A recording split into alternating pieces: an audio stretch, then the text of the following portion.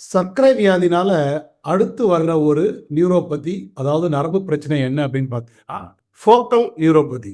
இது ஒரு குறிப்பிட்ட நரம்போ, இல்ல அந்த நரம்பு தொகுதியோ பாதிக்கப்பட்டு, அதனால தசையில வலியும், பிரச்சனைகளும் ஏற்படுத்துறது தான் ஃபோக்கல் நியூரோபதி.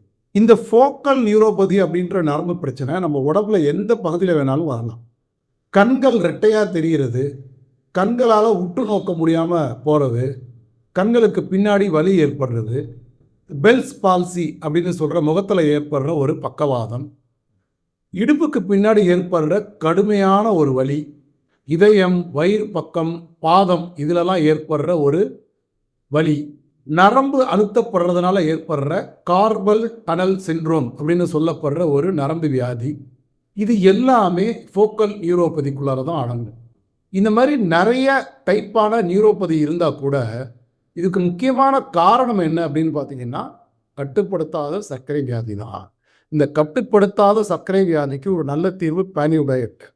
பேலியோ டயட் மாதிரியான குறைமாவு உணவு முறையில் சர்க்கரையை கட்டுக்குள்ளே வைக்கிறதுனால நமக்கு இது மாதிரியான நியூரோபதிகள் வராமல் தடுக்க முடியும், அல்லது வந்த நியூரோபதியை படிப்படியாக நம்ம குறைக்க முடியும்.